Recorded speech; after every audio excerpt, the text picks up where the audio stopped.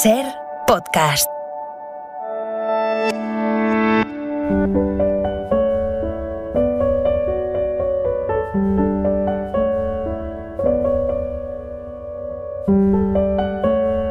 Un libro, una hora. Dirigido por Antonio Martínez Asensio.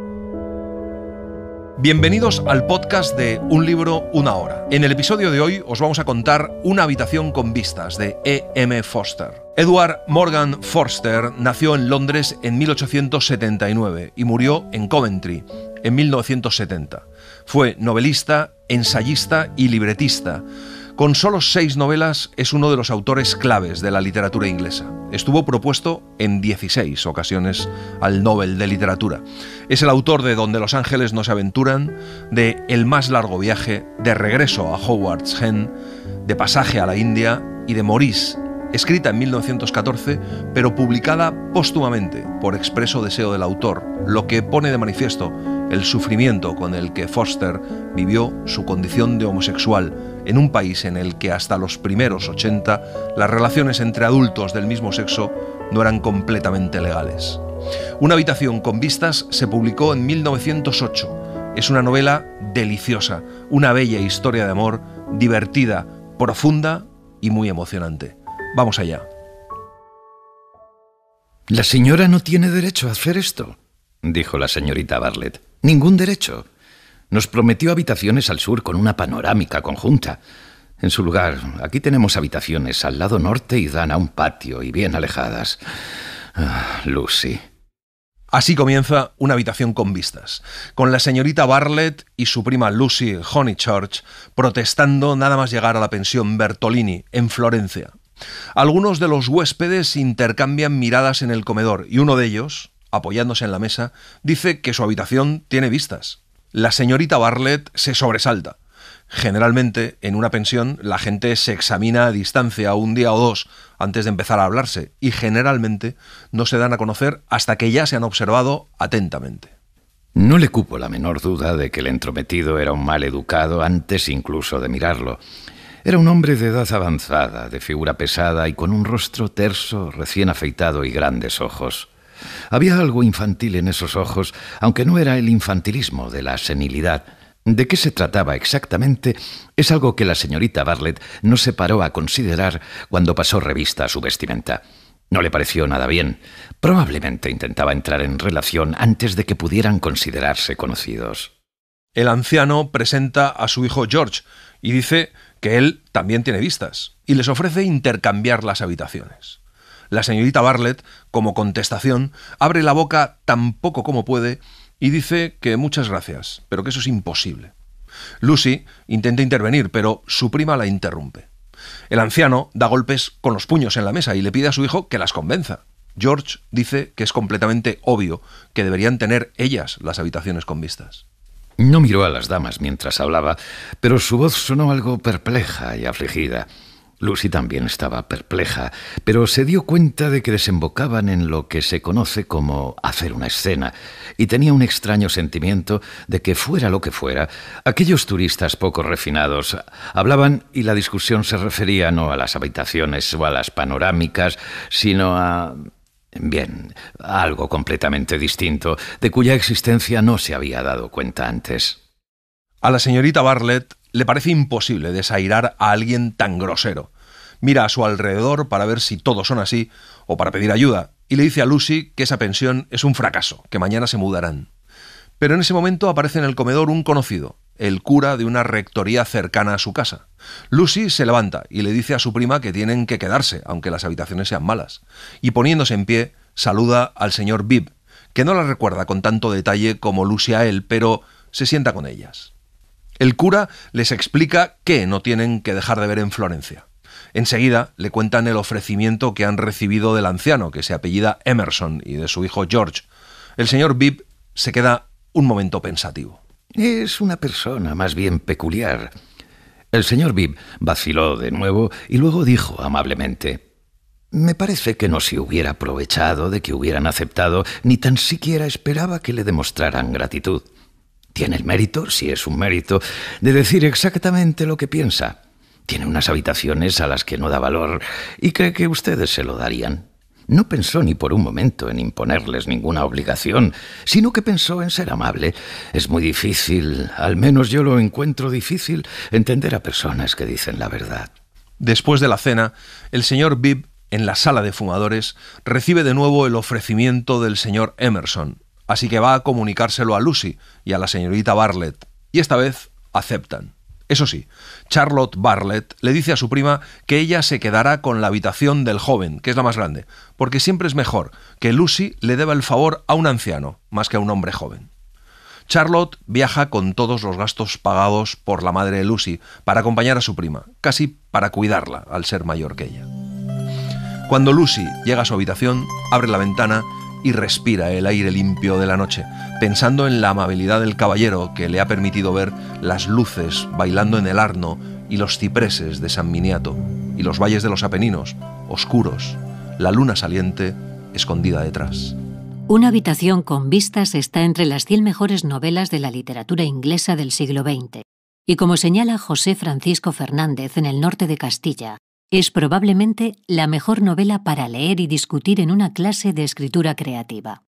Foster consideraba que un buen argumento, a diferencia de la simple concatenación de eventos de una historia, era fundamental para una buena novela, y aquí se revela como un maestro. La estructura circular de la narración es ejemplar, y las exigencias que hace a la memoria del lector son justas y perfectamente asumibles. Los símbolos, que se repiten a lo largo de los distintos capítulos, forman parte del andamiaje estético de la obra, pero no solo como ornamentación, sino como elementos compositivos que la complementan. Era agradable despertar en Florencia, abrir los ojos en una clara y desmantelada habitación, con el suelo de baldosas rojas que parecía limpio, aunque no lo estaba, con un techo donde rosados grifos y azules amorcillos jugaban en un bosque de amarillos violines y fagotes. Era agradable también precipitarse holgadamente a las ventanas, pillarse los dedos en desconocidos cerrojos, salir al sol exterior resplandeciente con bellas colinas y árboles y marmóreas iglesias enfrente, y muy cerca, en la parte baja, el Arno, murmurando contra la orilla de la carretera.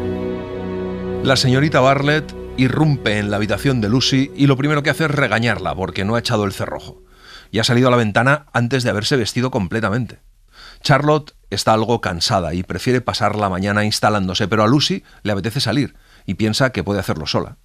Charlotte dice que no puede permitirlo, pero una señora con la que han hablado ya la noche anterior y que parece muy inteligente, la señora Lavish, dice que ella va a pasar la mañana en Santa Croce, así que Lucy decide ir con ella, con la guía Baedeker debajo del brazo. Para Lucy es toda una aventura. La señorita Lavish habla tanto sobre Florencia que Lucy no tiene ningún recelo, pero después de callejear mucho tiempo, se pierden. La señorita Lavish no le permite a Lucy consultar el Baedeker. De hecho, se lo quita y siguen caminando a la deriva. Durante un momento deslumbrador apareció Italia. Se paró en la plaza de la Annunziata y vio en vívida terracota los divinos niños que ninguna reproducción barata puede imitar. Allí estaban, con sus brillantes alas surgiendo de los ornamentos del amor cristiano y sus fuertes y blancos brazos extendidos contra las diademas celestes. Lucy pensó que jamás había visto nada tan bello, pero la señorita Lavish, con una exclamación de desmayo, la arrastró, declarando que en este momento, por lo menos, se encontraban a 1 milla de distancia. Terminan cansándose de dar vueltas. De repente, la señorita Lavish ve a una persona que conoce y se va a hablar con ella. Lucy espera 10 minutos. Empieza a sentirse cansada. Los mendigos la molestan, le entra polvo en los ojos. Pero cuando decide ir hacia la señorita Lavish, ésta se pierde con su acompañante por una calle, y Lucy se encuentra sola y sin su Baedeker. Y al final encuentra sola Santa Croce. Le parece un lugar desmantelado, pero el contagioso encanto de Italia le hace efecto y empieza a sentirse feliz. De pronto se encuentra al señor Emerson en la iglesia con su hijo George. Los Emerson son muy peculiares, pero Lucy está determinada a resultarles encantadora y así borrar la formalidad de la señorita Bartlett con alguna amable referencia a las agradables habitaciones. Los Emerson le proponen quedarse con ellos. Lucy, en principio, se niega. Querida, dijo el padre amablemente, creo que está repitiendo lo que ha oído decir a gente mayor que usted. Está pretendiendo ser susceptible, pero no lo resulta realmente. No sea pesada y dígame qué parte de la iglesia le gustaría ver. Llevarla será un verdadero placer. Eso le resultaba terriblemente impertinente y debía sentirse furiosa. Pero a veces es tan difícil controlarse como en otras ocasiones perder el control. Lucy no podía enfurecerse. El señor Emerson era un hombre mayor y seguramente una muchacha lo ponía de buen humor. Por otra parte, su hijo era joven y sentía que una muchacha no podía ofenderse con él o, en cualquier caso, ofenderse antes que él.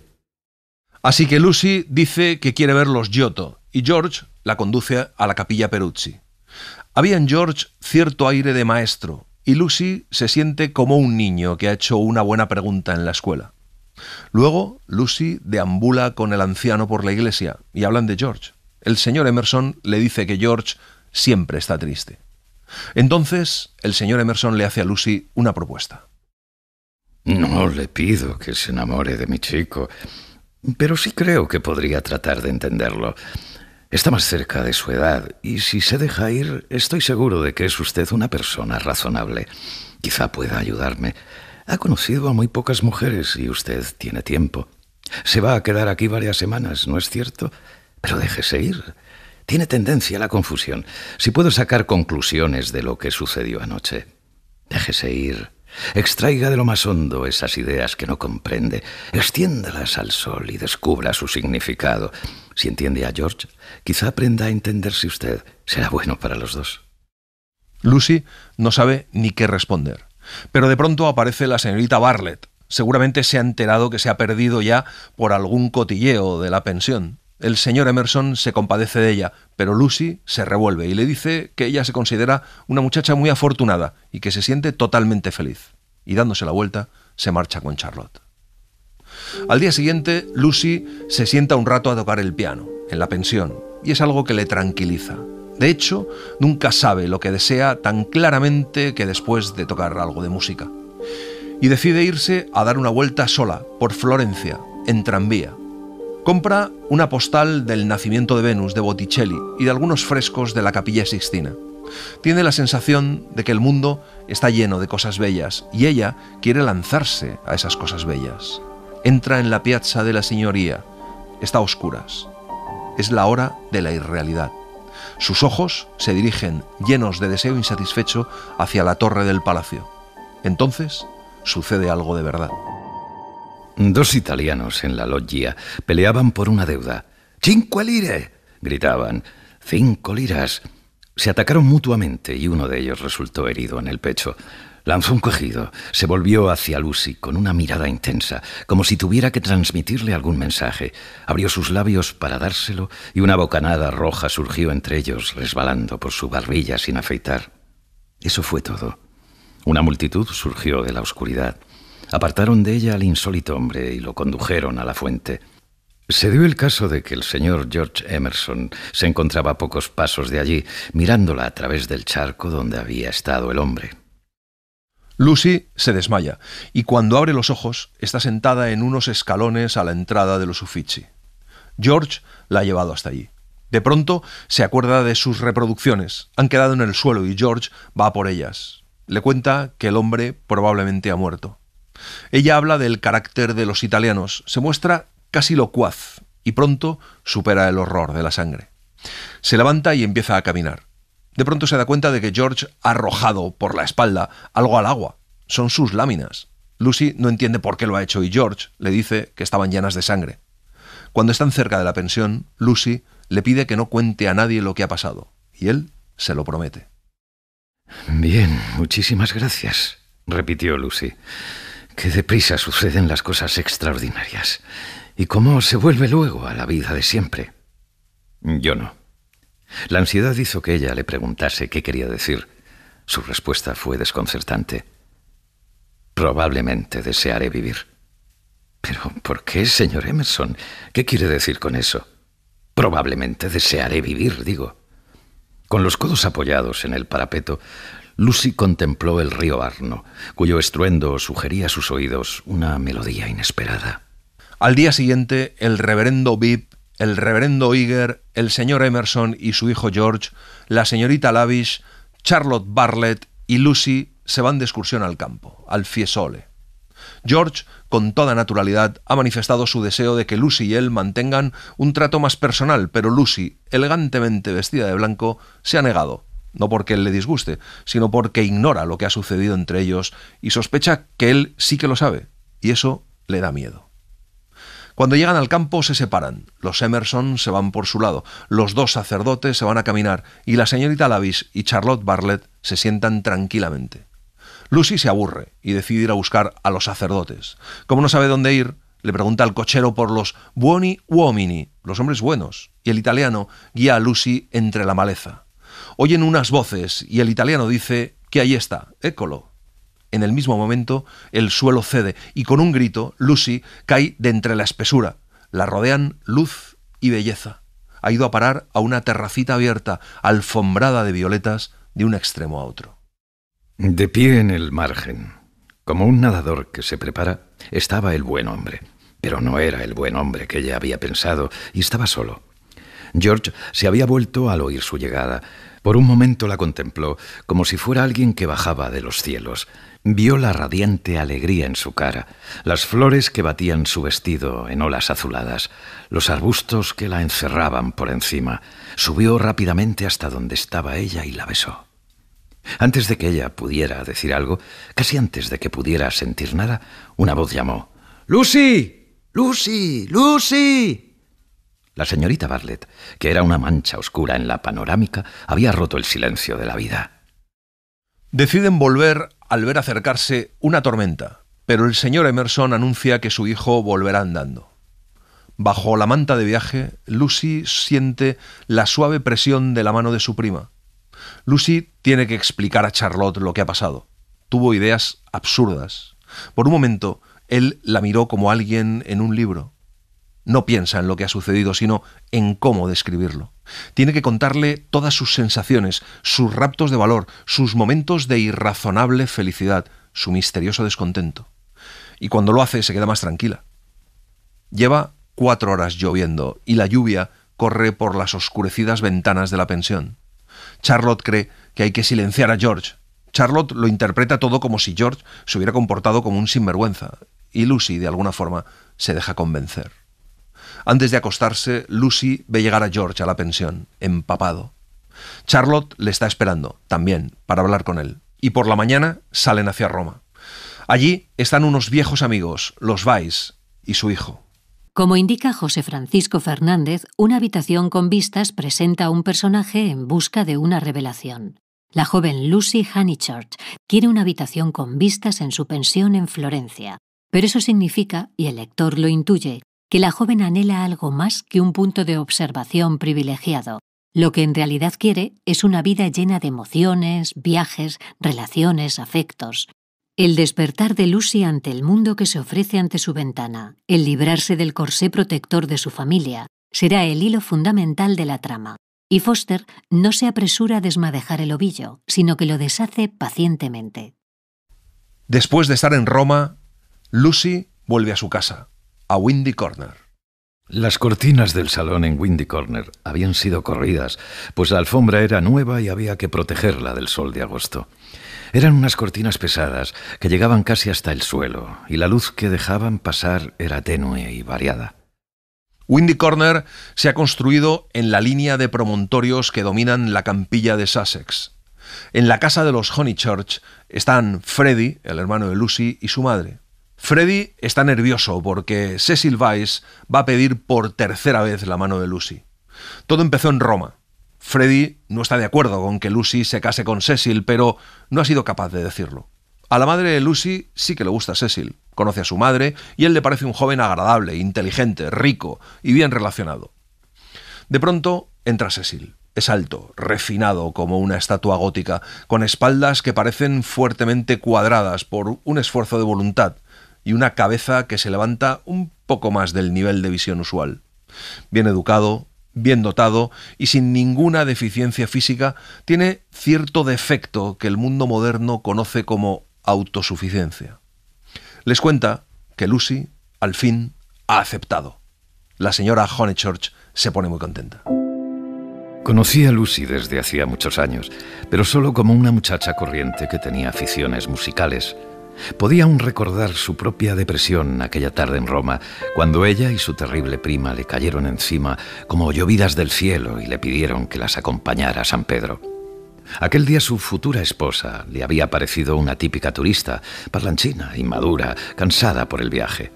Pero Italia había hecho con ella algo maravilloso. Le dio su luz y Cecil lo consideraba aún más importante. Le dio su sombra. Así fue como Cecil le sugirió en Roma que estaban hechos el uno para el otro, y le había halagado el hecho de que ella no se escapara corriendo ante tal sugerencia, aunque su negativa había sido clara y amable. 3 meses más tarde, en la frontera italiana, entre los Alpes cubiertos de flores, le había formulado de nuevo su petición. Regresó a su patria sin sentirse un pretendiente rechazado, puesto que tampoco ella se mostraba arisca. Por lo tanto, había vuelto a insistir una vez más, y clara y amable, como siempre, ella, esta vez, le había aceptado, sin dar tímidas excusas por la vacilación, sino expresando simplemente que lo amaba y que intentaría hacer cuanto pudiera para que fuera feliz. Los Honeychurch son una familia digna, pero han empezado a darse cuenta de que Lucy está hecha de otra pasta. El padre de Lucy, un procurador local próspero, había construido Windy Corner, especulando que con el tiempo llegaría a ser un barrio en auge, y enamorándose de su propia creación, había acabado instalándose allí. Poco después de su matrimonio, la atmósfera social empezó a alterarse. Otras casas se iban construyendo en el borde del acantilado al sur y otras entre los pinos de la parte trasera y al norte sobre la barrera caliza de las colinas. La mayoría de esas casas eran más amplias que Windy Corner y estaban ocupadas por gente que provenía no de aquel barrio sino de Londres y que tomó a los Honeychurch por supervivientes de una aristocracia indígena. Cuando el señor Honeychurch murió, lo hizo con la satisfacción de dejar a su familia enraizada en la mejor sociedad posible. Pero muchos de los que se han instalado allí son algo necios, y Lucy no se ha dado cuenta hasta su vuelta de Italia. Hasta entonces había aceptado a sus vecinos sin preguntarse nada: su amable bienestar económico, su religión poco dada a los excesos, su disgusto ante las bolsas de papel, las cortezas de naranja y las botellas rotas. La vida es un círculo de personas ricas y agradables, con idénticos intereses y enemigos. Fuera está la pobreza y la vulgaridad. Pero en Italia, aquella concepción de la vida se desvaneció. Lucy se hizo a la idea de que era posible simpatizar con cualquiera. Ha vuelto con una nueva visión de las cosas. Tampoco advertía Cecil un punto aún más importante: que si Lucy era superior a aquel círculo, también estaba por encima de toda sociedad y había alcanzado el estadio en el que solo las relaciones personales lograrían satisfacerla. Lucy era en verdad rebelde, pero no de la clase que Cecil entendía, una rebelde que no deseaba una vivienda más amplia, sino la igualdad junto al hombre que amaba, porque Italia le había ofrecido la más valiosa de todas las posesiones, su propia alma. Un día se enteran de que unos vecinos tienen en alquiler una de las viviendas, muy espaciosa y muy barata. Cecil les ayuda a encontrar a alguien que pueda alquilarla. Cuando se lo comenta a Lucy, le dice que se apellidan Emerson. Lucy no piensa que pueden ser los mismos que conocieron en Florencia, pero Cecil dice que él es un hombre anciano, que tiene un hijo, que vendrá a verle los fines de semana, y dice que les conoció en la Galería Nacional de Londres, que no son amigos suyos y que apenas les conoce. Lucy se hunde en la desesperación, pero luego llega a la conclusión de que aquello no tiene la menor importancia ahora que está prometida. Los Emerson no serán un problema. De hecho, se muestra desde entonces más cariñosa con Cecil. Habían pasado unos cuantos días cuando recibió una carta de la señorita Bartlett. Existía frialdad entre las dos primas y no habían mantenido correspondencia desde que se separaron en agosto.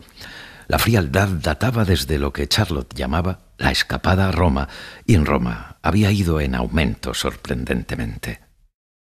Charlotte le cuenta que se ha enterado de que los Emerson van a ser vecinos y le aconseja que se lo cuente todo a su madre para que no les deje entrar en Windy Corner. Lucy se molesta muchísimo y le recuerda que habían quedado en no contárselo nunca a nadie y que no puede organizar un escándalo a estas alturas a punto de casarse. Los secretos tienen ese inconveniente: perdemos el sentido de la proporción. No podemos decir si nuestro secreto es importante o no. De hecho, Freddie, el hermano de Lucy, acompañado del reverendo Bibb, va a visitar a los Emerson y lo primero que hace es invitar a George a darse un baño. Y se hacen amigos y se llevan muy bien. Los tres se van a una poza secreta que conoce Freddy. Por el camino, Bibb y George hablan de la casualidad de volver a encontrarse allí, y George dice que es obra del destino. Se encaramaron a una de las orillas, llena de agujas de pino. Allí se extendía el estanque, asentado en su pequeña cumbre de verde, solamente un estanque, pero suficientemente amplio para contener el cuerpo humano y suficientemente puro para reflejar el cielo. Gracias a las abundantes lluvias, las aguas habían inundado el césped de los alrededores, que parecía un bello sendero de esmeraldas, haciendo resbalar los pies hacia el centro del charco. Los dos jóvenes empiezan a desnudarse hasta dejar en un montoncito cada uno su ropa. El señor Bibb decide no bañarse, pero ante los gritos de placer al bañarse de Freddy y George y viendo que no hay absolutamente nadie alrededor, hace un tercer montón con su ropa en el césped y se mete en el agua. Empiezan a salpicarse y luego se persiguen corriendo alrededor de la poza. Corren para secarse, se bañan para refrescarse, juegan a indios entre los sauces y los helechos, se bañan para limpiarse, hasta que Freddy coge la ropa de George para hacer una imaginaria portería y George patea el montoncito de ropa de Freddy, desperdigando toda la ropa en todas direcciones. Los dos jóvenes corren a lo lejos por entre los árboles, Freddy con un chaleco del clérigo, George con un ostentoso sombrero sobre su pelo chorreante. Según José Francisco Fernández, la novela de Foster tiene un campo fértil de actuación, entendiendo por esto un terreno que cualquier escritor se sentiría afortunado de explorar: las clases pudientes de la sociedad, en este caso la inglesa, más concretamente la de los home counties, con todas sus fobias, miedos, normas y formalismos.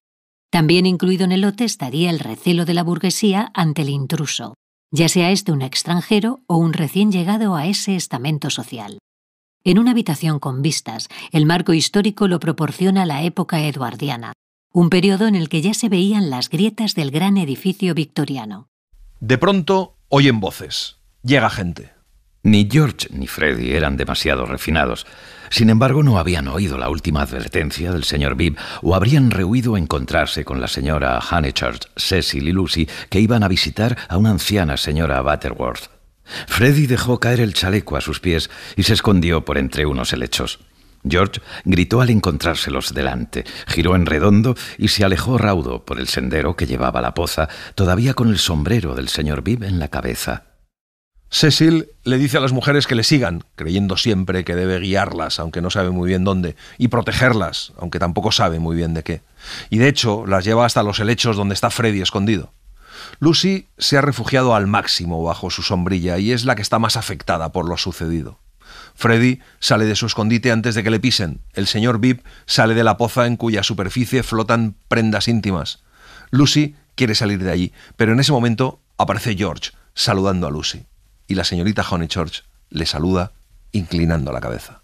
¿Cuántas veces había ensayado Lucy aquella inclinación de cabeza, aquel encuentro? Pero siempre lo había situado en interiores y con determinados accesorios que sin duda tenemos derecho a dar por descontados. ¿Quién podía prever que George y ella se encontrarían en la derrota de una civilización en medio de un ejército de chaquetas, cuellos duros y botas que yacían heridos sobre la tierra iluminada por el sol? Lucy había imaginado un Emerson joven que podía ser tímido o parecer enfermo o indiferente o furtivamente desvergonzado. Estaba preparada para todas aquellas posibilidades, pero nunca se lo había imaginado feliz y dispuesto a saludarla con el grito del lucero del alba. Lucy piensa que es imposible profetizar el futuro. Cuando llega Freddy, dice que le gustaría invitar a jugar al tenis a los Emerson la semana que viene. Y durante la cena, la señora Honeychurch propone a Lucy invitar a Windy Corner a Charlotte, porque tiene que cambiar la caldera de su casa. Pero Lucy dice que la casa está llena, que Freddy ha invitado a un amigo, que está Cecil. Pero la señora Honeychurch dice que eso es porque ni Cecil ni ella quieren estar con Charlotte. Y eso es muy injusto porque ella se preocupa por todos. Y por supuesto, Charlotte acepta venir unos días y George acepta ir a jugar al tenis el domingo siguiente. Lucy se enfrentó valerosamente con la situación, aunque como la mayoría de nosotros solo se enfrentó con la exterior sin mirar nunca en su interior. Si a veces imágenes extrañas se alzaban desde las profundidades, las achacaba a los nervios. Le había afectado que Cecil trajera a los Emerson a Summer Street. Charlotte reavivaría imprudencias pasadas, y eso también podía afectarla. Estaba nerviosa por la noche. Cuando habló con George, se encontraron de nuevo casi de inmediato en la rectoría. Su voz la conmovió mucho y sintió deseos de seguir a su lado. Qué espantoso si era realmente aquello lo que quería. Es fácil suponer que Lucy quiere al joven Emerson, pero a Lucy no le parece tan obvio. La vida es muy fácil contarla, pero resulta mucho más desconcertante vivirla, y los nervios pueden disfrazar nuestros deseos más íntimos. El encuentro en la rectoría ha resultado bastante bien. Situada entre el señor Bibb y Cecil, ha hecho leves alusiones a Italia, y George ha respondido bien. Ansiosa por demostrar que no se siente cohibida, Lucy se alegra de que tampoco él parezca estarlo. Cuando llega Charlotte, Lucy y ella tienen un encuentro un poco tenso y discuten sobre si deben contar o no lo que pasó.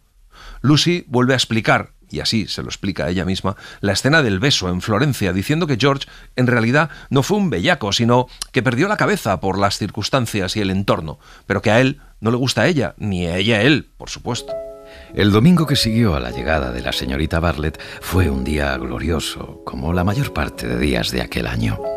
En los bosques, el otoño acercándose y rompiendo la verde monotonía del verano, dando un toque de floración gris nebulosa en los parques, las hayas con un tono rojizo y las encinas dorado.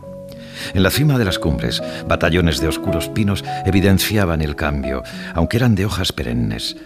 Cada pedazo de tierra se juntaba con el siguiente a través del cielo sin ninguna nube, y en cada uno se oía el repiqueteo de las campanas de la iglesia. Cuando llegan los Emerson, Lucy les presenta a su madre, y el domingo transcurre con normalidad. Lucy está contenta porque parece que George tampoco ha contado nada a su padre. Eso confirma a Lucy que lo que pasó es un secreto entre los dos, que no hay ningún problema y que Cecil no se enterará nunca. Lucy toca el piano ante la admiración de todos y luego se organiza un partido de dobles de tenis. Pero Cecil no quiere jugar, así que Lucy se cambia de ropa y juega a ella. Mientras lo hace, Cecil lee y dice que la novela que está leyendo es tan mala que no puede evitar leer en alto algunos pasajes o comentar, lo que hace fallar un golpe a Lucy, que hay 3 gerundios seguidos. Cuando termina el partido, que gana George, Cecil pide a todos que le escuchen y lee un pasaje de la novela en el que se produce un asesinato. La acción se desarrolla en Florencia. Lucy enseguida pregunta quién es el autor y descubre que es la novela de la señorita Lavish, publicada con seudónimo. A la señora Honeychurch le divierte mucho la historia y Cecil sigue leyendo. Cuando llegan al capítulo 2, Lucy entra en pánico. La señorita Lavish se había enterado de algún modo de lo sucedido y en prosa descuidada había puesto por escrito el pasado para que Cecil lo leyera y George lo escuchase. Una neblina dorada, leyó Cecil y siguió. A lo lejos las torres de Florencia y el terraplén en el que se encontraba alfombrado de violetas. Antonio se le acercó por detrás sin que nadie se fijara en él. Para evitar que Cecil reparase en su expresión, se volvió hacia George y vio su rostro. No salió de sus labios, leyó Cecil, ninguna protesta de amor como las que utilizan de ordinario los enamorados convencionales. No era hombre de muchas palabras, pero tampoco le preocupó la falta de elocuencia. Simplemente la rodeó con sus varoniles brazos. Se produce un silencio. Cecil dice que ese no es el pasaje que quería leer y empieza a pasar páginas para buscar otra escena que le parece más divertida. Lucy propone, sin que se le altere la voz, entrar a tomar un té. Asciende la primera al jardín en dirección a la casa. Cecil va detrás, con George en último lugar. Lucy piensa que ha evitado un desastre, pero de pronto Cecil dice que se ha dejado el libro y se da la vuelta para ir a por él. Lucy también se da la vuelta y se encuentra de frente con George, que está apasionadamente enamorado y se precipita hacia ella en el estrecho sendero. Lucy dice que no, tenuemente, y George, por segunda vez, la besa. Pero Lucy había progresado desde la primavera. Lo que quiere decir que estaba mejor preparada para ahogar las emociones que el mundo y las convenciones desaprueban. Aunque el peligro era mayor, no se dejó estremecer por intensos sollozos. A Cecil le dijo: «No voy a tomar el té. Díselo a mi madre, tengo que escribir unas cartas». y subió a su habitación. Luego se preparó para actuar. El amor sentido y correspondido, amor que nuestros cuerpos exigen y nuestros corazones han transfigurado, amor que es la cosa más real que conoceremos jamás, reaparecía ahora como enemigo del mundo y Lucy tenía que sofocarlo. Manda llamar a la señorita Bartlett. El debate no es entre amor y deber, sino entre lo real y lo fingido, y la intención de Lucy es derrotarse a sí misma. Primero le cuenta a su prima lo que ha pasado, y luego consigue que Charlotte le confiese que fue ella quien se lo contó todo a la señorita Lavis. Lucy le cuenta a Charlotte que George ha vuelto a besarla. Charlotte se estremece.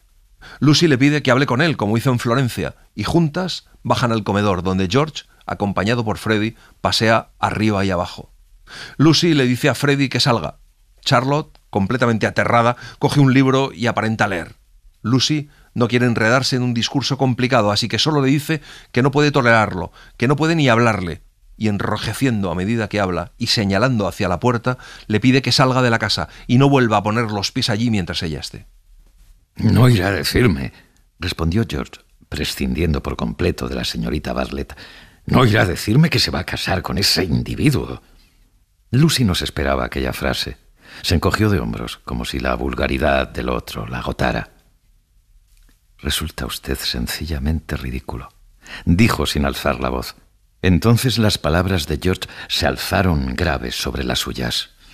«No puede vivir con Vice. Solo sirve para relaciones superficiales, para reuniones sociales y conversaciones cultas. No está hecho para conocer de manera íntima a nadie, y menos que a nadie, a una mujer». Lucy dice que no quiere discutir, pero George le dice que ya que va a perderla, por lo menos tiene que decirle que ese hombre solo vive para jugar malas pasadas a la gente, que Cecil no permitirá jamás que una mujer decida, y que él, y los que son como él, han mantenido Europa retrasada durante 1 millón de años, que no está avergonzado de lo que ha hecho y que ha decidido luchar por ella. «Quiero que tenga sus propios pensamientos, incluso cuando la estreche entre mis brazos». Los extendió hacia ella. «Lucy, date prisa, ahora no tenemos tiempo para hablar. Ven a mí como viniste en primavera y después seré amable y lo explicaré. Te quiero desde que murió aquel hombre, no puedo vivir sin ti. No sirve de nada, pensé, se va a casar con otro, pero he vuelto a encontrarte cuando todo el mundo es agua y sol gloriosos. Cuando venías hacia mí entre los árboles, comprendí que ninguna otra cosa tenía importancia. Te llamé, quise vivir y tener mi oportunidad de ser feliz». George extiende los brazos hacia ella a través de la mesa. Luego se vuelve hacia Charlotte y le dice que no les detendría si lo entendiera. La cabeza de Charlotte se agita hacia atrás y hacia adelante y no contesta. George dice que está seguro de que Lucy le quiere de verdad y luego se da la vuelta y se va. Lucy no reacciona y luego se ríe. Dice que está loco. Las dos mujeres vuelven con los demás, que siguen jugando al tenis. Le piden a Lucy que juegue porque George ha tenido que marcharse, pero aunque juegue Lucy, falta uno para hacer un partido de dobles. Freddie le pide a Cecil una vez más que juegue con ellos. «Mi querido Freddie», les alcanzó la voz de Cecil, «no soy ningún atleta. Como tú mismo has observado con acierto esta mañana, hay algunos tipos que solo sirven para ocuparse de los libros. Me declaro culpable de ser uno de esos tipos y no tengo intención de abrumaros con mi presencia en el juego». A Lucy se le cayó la venda de los ojos. ¿Cómo había soportado a Cecil un solo instante? Era un ser absolutamente odioso, y aquella misma noche rompió su compromiso.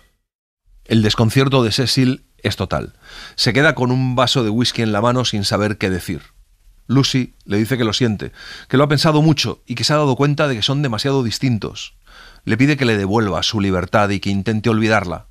Cecil le pregunta en qué son tan distintos, y Lucy le contesta que ella nunca será capaz de hablar con sus amigos o comportarse como debería hacerlo su esposa. Y enseguida Cecil lo achaca a que Lucy está cansada. Lucy le dice que no le quiere, pero que él no lo sabe porque es una persona incapaz de conocer a nadie íntimamente. Le dice que no quiere que la protejan, que quiere decidir por sí misma lo que está bien, que rompe su compromiso porque él comprende las cosas bellas, pero no sabe cómo usarlas, porque las personas le parecen maravillosas y él se las oculta. Y Cecil le da la razón.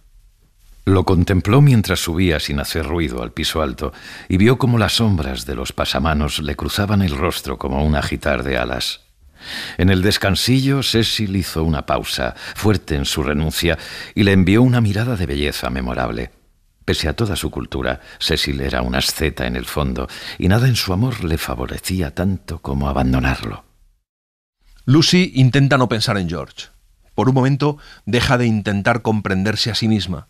Se alista en los vastos ejércitos de los ignorantes, que no siguen ni al corazón ni al cerebro, y se adentran en su destino con frases hechas, rendidos ante el enemigo interior. Lucy ha fingido ante George que no le amaba, y ha fingido ante Cecil que no amaba a nadie. La noche la recibe, como recibió a la señorita Bartlett hace 30 años. Como señala la señora Castro en la web Solo de Libros, Una habitación con vistas fue publicada en 1908, cuando las ideas de democracia e igualdad recorrían Europa y penetraban incluso en las clases más conservadoras. Y una brisa feminista y emancipadora la recorre. Lucy, así la construye Foster con sutileza y una prosa vibrante, no es una mujer eligiendo entre dos hombres. Es una mujer eligiendo entre ser ella misma o dejarse ser. Entre descubrirse o convertirse en los que todos a su alrededor, desde su madre al párroco, pasando por su prometido, esperan que sea la dama, la mujer eterna. No en vano, Una habitación con vistas fue escrita mientras las sufragistas luchaban por los derechos de la mujer y ayudaban a dinamitar la prejuiciosa Inglaterra victoriana. A la mañana siguiente, el señor Bibb sorprende el coche en el que van Freddy y Cecil y ve que lleva un baúl a los pies del cochero. El señor Bibb les enseña una carta de las señoritas Allan, amigas de la familia Honeychurch, que van a emprender un viaje a Grecia. En una parte, Freddy le cuenta lo que ha pasado. El señor Bibb se va a casa de Lucy y ella le dice que no quiere que lo sepa nadie más, que no se lo diga a nadie. Cuando Bibb le cuenta lo de sus amigas, las señoritas Allan, Lucy piensa enseguida que marcharse con ellas a Grecia y hacer un largo viaje es una idea buenísima para alejarse de allí. A la madre de Lucy la idea no le parece nada bien, pero Lucy se empeña hasta que ambas discuten. Aún así, localizan a las señoritas Allan para organizarlo todo. Lucy le dice a su madre que no quiere anunciar la ruptura hasta que no salga de Inglaterra. La madre de Lucy tampoco lo entiende. ¿Pero por qué? Lucy no respondió. Se estaba distanciando de su madre. Era muy fácil decir, porque George Emerson me ha estado molestando, y si se enterase de que he renunciado a Cecil, podría empezar de nuevo. Muy fácil, y con la ventaja adicional de ser verdad. Pero no lo podía decir. No le gustaban las confidencias, porque podían conducir al conocimiento propio y al rey de los terrores, la luz. Desde aquella última tarde en Florencia, Lucy había considerado imprudente poner al descubierto su alma.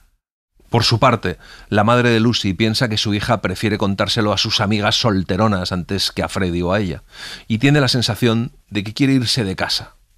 Le pregunta a Lucy si está harta de Windy Corner. Y es verdad que Lucy confiaba en volver a Windy Corner cuando escapó de Cecil, pero descubrió que su hogar ya no tenía existencia real. Existía para Freddy, que piensa de la misma manera, pero no para alguien que ha cambiado de mentalidad. Solo es capaz de pensar que no ama a George, que ha roto su compromiso porque no ama a George, que debe irse a Grecia porque no ama a George. Se siente irritable, ansiosa por hacer lo que nadie espera que haga. Le dice a su madre que en el futuro le gustaría viajar más, y que el año que viene le toca recibir la herencia de su padre. A su madre se le llenan los ojos de lágrimas y le dice que le recuerda a Charlotte. Lucy se siente herida, y mientras la conversación se vuelve discusión, se dan cuenta de que la casa de los Emerson está de nuevo en alquiler. De manera que los Emerson se habían ido y todos sus esfuerzos para marcharse a Grecia habían sido innecesarios. ¡Qué derroche absurdo! Aquella palabra parecía resumir la vida en su conjunto. Derroche de planes, derroche de dinero, derroche de amor. Y por añadidura había ofendido a su madre. ¿Era posible que lo hubiera echado todo a perder? Muy posible. La señora Honeychurch, Charlotte y Lucy van a la rectoría a hablar con el señor Bibb. Le buscan por las habitaciones, pero está en la iglesia. Lucy se queda sola mientras su madre y su prima se acercan a la iglesia. Desde la rectoría, Lucy oye la voz del señor Bibb recitando la letanía. La religión también parece desvanecerse para Lucy, como el resto de las cosas. La única habitación donde hay un fuego es en el estudio del señor Bibb. La doncella no pone ninguna objeción a que le espere allí, pero ya hay alguien. Cuando Lucy entra, se encuentra con el anciano señor Emerson. Señorita Honeychurch, precisamente usted, exclamó con voz temblorosa. Y Lucy notó que se había desmejorado desde el domingo anterior. Ni una palabra acudió a sus labios. Con George se había enfrentado ya y podía hacerlo de nuevo, pero había olvidado cómo tratar a su padre. Señorita Honeychurch, querida mía, lo sentimos mucho. George lo siente tantísimo. Pensó que tenía derecho a intentarlo. No se lo puedo reprochar, aunque quisiera que me lo hubiera dicho antes. No debería haberlo intentado. Yo no sabía nada en absoluto. Lucy se vuelve y empieza a mirar los libros del señor Bibb, mientras el señor Emerson sigue hablando. Le dice que él enseñó a su hijo a creer en el amor, que le dijo que cuando el amor llega, eso es la realidad. Le dijo que la pasión es cordura y que la mujer que ame será la única persona a la que siempre comprenderá realmente. Y continúa contándole a Lucy que George ha comprendido que ella no está en condiciones de saber lo que siente por él, que su hijo se ha comportado mal desde el primer momento, pero que la quiere, que lo intentó cuando no debería haberlo hecho, pero que ahora que se va a casar con el hombre que ama, no piense que su hijo es un ser abominable. Y le dice que su hijo está mal. Lucy entonces deja de ver libros y le pregunta si George está enfermo. George, el domingo... No, enfermo no. Solo hundido. Nunca está enfermo, pero es hijo de su madre. Sus ojos son los de mi mujer, que tenía además esa frente que me parece tan hermosa, y pensará que no merece la pena vivir. Siempre al borde del abismo. Vivirá, pero pensará que vivir no merece la pena. Pensará siempre que nada merece la pena. Lucy le pide entonces que no dejen la casa por ella y le cuenta que ella se va a Grecia, pero el señor Emerson le contesta que debe estar con George en Londres, que debe hacer que se interese por vivir y que George no puede hacerlo en esa casa con el temor constante de verla o de saber algo de ella. Y luego le pregunta si el señor Weiss está enfadado y si irá a Grecia con ella. Y Lucy se siente incapaz de mentir a aquel anciano que parece tan cerca del final, que se acerca con tanta dignidad al abismo, y le dice que no irá con ella, que le ha abandonado. Cuando el señor Emerson le pregunta por qué, a Lucy le invade el terror y vuelve a mentir. Repite el largo discurso que ha utilizado ya más de una vez. El señor Emerson la escucha en silencio y luego le dice que tiene la sensación de que está confusa y que no hay nada peor que estar confuso en este mundo. Hágame caso, señorita Honeychurch. Aunque la vida tiene mucho de glorioso, es difícil. Lucy no dijo nada. La vida, escribió un amigo mío, es un solo de violín en público y hay que aprender la técnica mientras se va tocando. Creo que lo expresó bien. El ser humano necesita aprender el uso de sus funciones mientras vive, sobre todo la función del amor. Luego estalló con vehemencia. Es cierto. Es eso lo que quiero decir. Está enamorada de George. Y después del largo preámbulo, las 4 palabras se estrellaron contra Lucy como si fueran olas en alta mar. Es cierto, continuó sin esperar a ser contradicho. Ama a ese muchacho con cuerpo y alma, de manera total, directa, como él la ama, y no existe otra palabra para expresarlo. No se casa con el otro por él. Lucy se defiende, le dice que eso es típico de un hombre, pero el anciano insiste. Le dice que debe casarse con George o toda su vida será un desastre. Le habla de la ternura, de la camaradería, de la poesía y de las cosas que de verdad importan y por las que uno se casa. Y que aunque se escape a Grecia y nunca más vuelva a verlo, o se olvide incluso de su nombre, George seguirá en su pensamiento hasta la muerte. Que no es posible amar y separarse, que el amor es eterno. Lucy empieza a llorar de indignación y aunque se le pasa rápidamente la indignación, sigue llorando. Pero a medida que el señor Emerson habla, la oscuridad empieza a retirarse velo tras velo y ve el fondo de su alma. Le dice que no puede desbaratar la vida de todos por su amor, porque todos han confiado en ella, y le pide que le diga a George que le quiere. Tienes que ir en frío a una batalla que requiere calor para salir de la confusión que has creado tú misma. Y tu madre y todos tus familiares te despreciarán, querida mía, y con razón, si es que alguna vez está justificado despreciar. George vive todavía a oscuras y tendrás que soportar la lucha y el sufrimiento sin una palabra suya. ¿Está justificado lo que hago? Los ojos se le llenaron de lágrimas. Sí, porque luchamos por más que el amor o el placer. Luchamos por la verdad. La verdad cuenta, es lo que más cuenta. Durante todo el triste trayecto hasta su casa, Lucy piensa, gracias al señor Emerson, que al conseguir al hombre que quería, ha obtenido algo para el mundo entero. Y la ayuda perdura. El anciano ha librado su cuerpo de su mancilla, ha vuelto inocuas las pullas del mundo, le ha mostrado la santidad del deseo. Y con el paso de los años, nunca entenderá cómo consiguió darle fuerzas, como si le hubiera hecho ver simultáneamente el conjunto de todas las cosas. Las señoritas Allan se van a Grecia solas. Lucy y George vuelven a la pensión Bertolini. Ocupan la que fue la habitación de Lucy y antes del señor Emerson. George se arrodilla en el embaldosado suelo y apoya su cabeza sobre la falda de Lucy, que está zurciendo un calcetín. Es una noche de primavera. George le indica un lugar donde un beso sería bien recibido. Luego se levanta, abre la ventana y se asoma. Ve el parapeto, más allá el río y más allá, a la izquierda, las colinas. Escucha la canción de un cochero como faetón. Le dice a Lucy que venga a ver los cipreses y la iglesia de San Miniato. Han tenido carta de Freddy.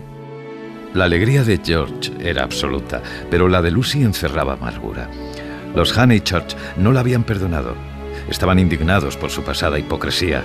Se había distanciado de Windy Corner, quizás para siempre. Pero todos sabían que se iba al extranjero en primavera, que si su madre no les daba su consentimiento, actuarían por propia iniciativa. Lucy piensa que nunca les perdonarán, pero que si actúan de manera leal y sincera, la gente que de verdad les quiere terminará por reconciliarse con ellos. La llevó hasta la ventana para que también ella viese el panorama. Se arrodillaron, con la esperanza de no ser visibles desde la calle, y empezaron a susurrar cada uno el nombre del otro. Merecía la pena. Era una alegría más grande de lo que esperaban, junto con incontables pequeñas alegrías con las que nunca habían soñado. Lucy le dice a George que tuvieron mucha suerte de que Charlotte no hubiese visto al señor Emerson en la rectoría, porque de haberle visto no la habría dejado entrar y ahora no estarían allí. Pero George le dice que sí que le vio, que se lo dijo su padre. George y Lucy intentan entenderlo. A Lucy se le ocurre que sería muy propio de Charlotte deshacer su propia obra por una confusión en el último momento. Pero George dice que tal vez eso es lo que quería, que puede que esperara desde el primer momento que todo fuera como es ahora. Que el recuerdo del primer beso la obsesionaba, porque si no, no les habría descrito como lo hizo a su amiga escritora. George cree que muy en el fondo de su corazón Charlotte estará contenta.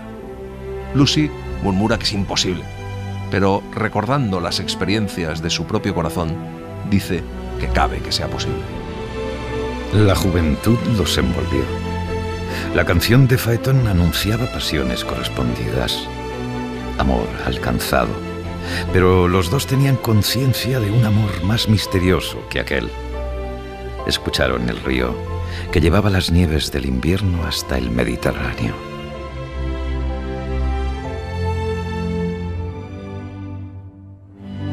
Y así les hemos contado Una habitación con vistas de E.M. Forster. Hemos seguido la edición de Alianza con traducción de José Luis López Muñoz. Gracias por estar ahí y gracias por leer. Un libro, una hora, en la cadena SER. Un programa escrito y dirigido por Antonio Martínez Asensio, con la voz de Eugenio Barona y la participación de Olga Hernán Gómez, realización de Mariano Revilla, edición y montaje de sonido de Pablo Arévalo. Suscríbete a Un libro, una hora. Todos los episodios y contenidos adicionales en la app de Cadena SER y en nuestros canales de Apple Podcast, Spotify, iVoox, Google Podcast y YouTube. Escúchanos en directo en la SER los domingos a las 5 de la mañana. Cadena SER. La radio.